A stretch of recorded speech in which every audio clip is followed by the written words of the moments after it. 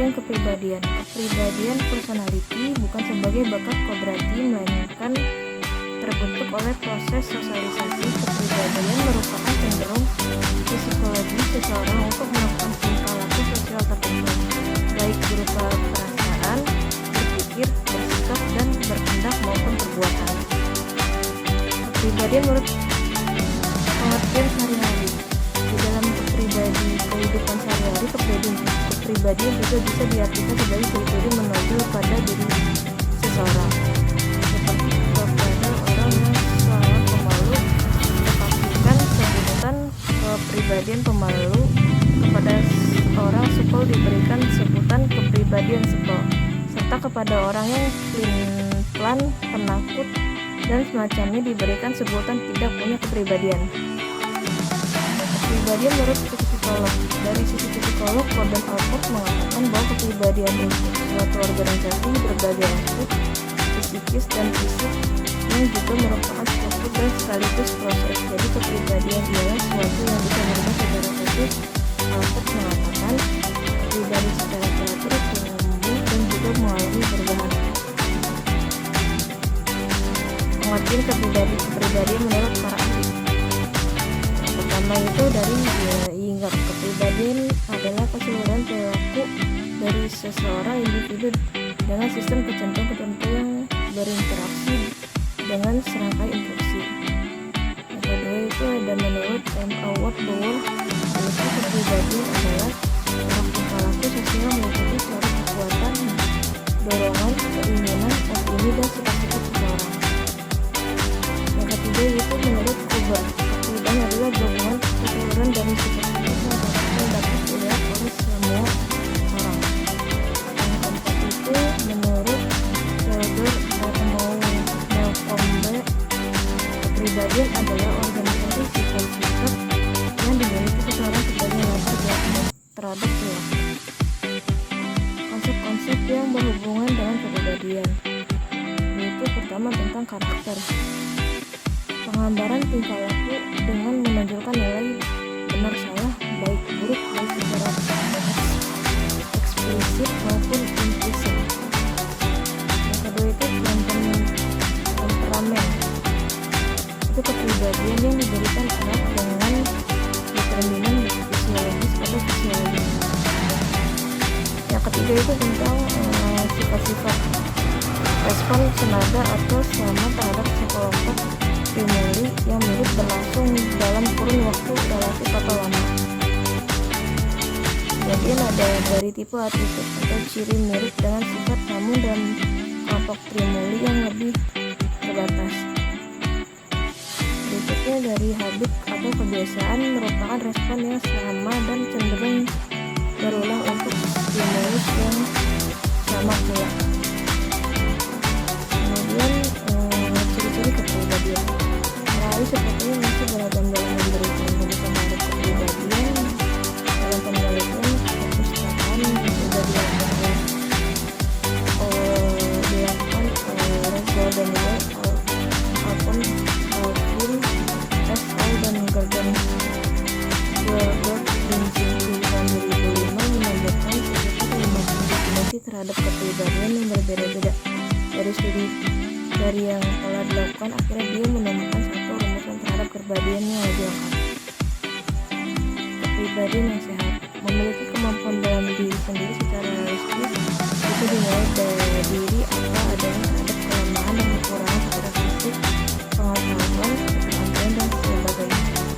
Bila nilai situasi secara realistis dan juga dapat dihadapi segala keadaan dalam kehidupan yang dialami secara realistis dan bisa menerima secara wajar, tidak diharapkan kondisi kehidupan itu sebagai sesuatu yang lebih sempurna.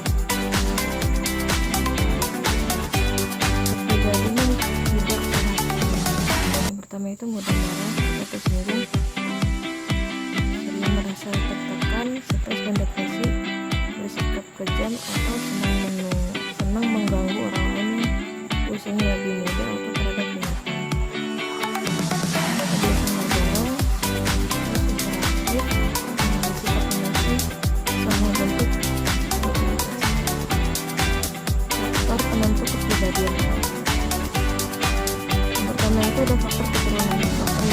Faktor ini keturunan mengarah pada faktor genetik seseorang, tinggi fisik, gender, bentuk wajah, komposisi otot, temperamen, serta refleks irama biologis dan tingkat energi ialah karakteristik yang secara umum dapat dianggap entah sepenuhnya atau secara substansi bisa dipengaruhi oleh siapa orang tua dari individu itu, yakni komposisi biologis dan ada faktor lingkungan.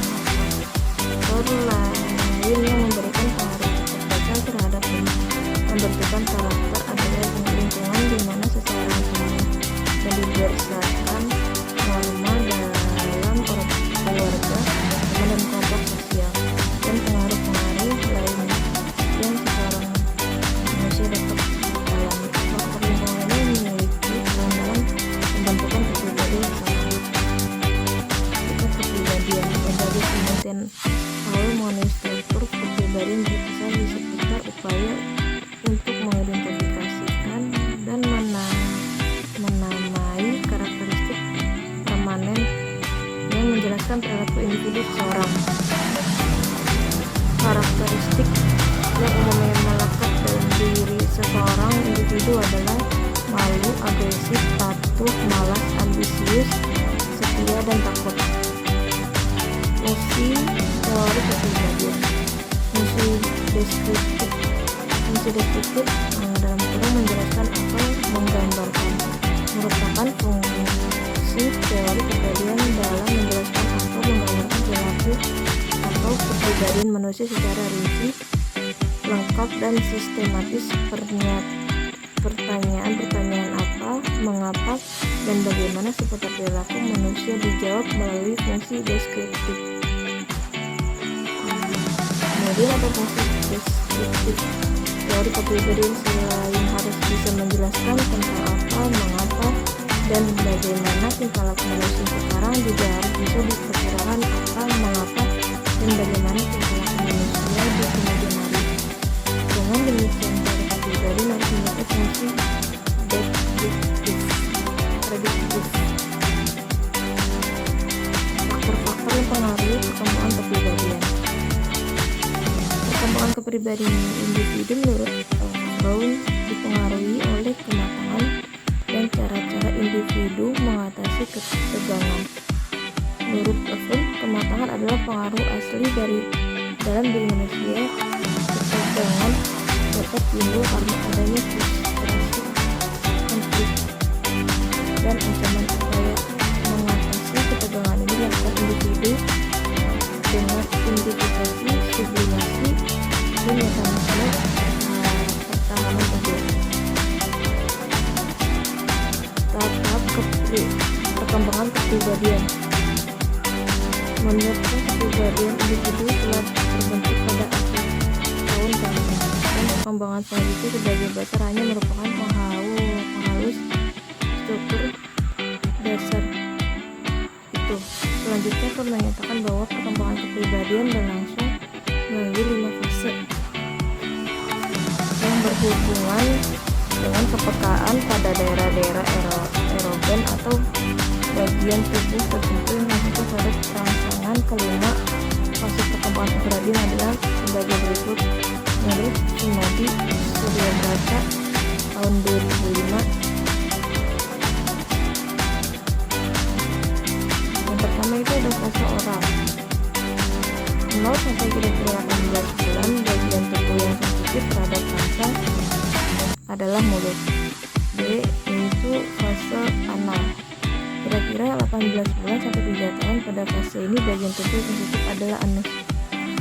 Fase vals yaitu kira-kira usia 3 sampai 5 tahun, bagian tubuh yang sensitif pada fase valis adalah alat kelamin.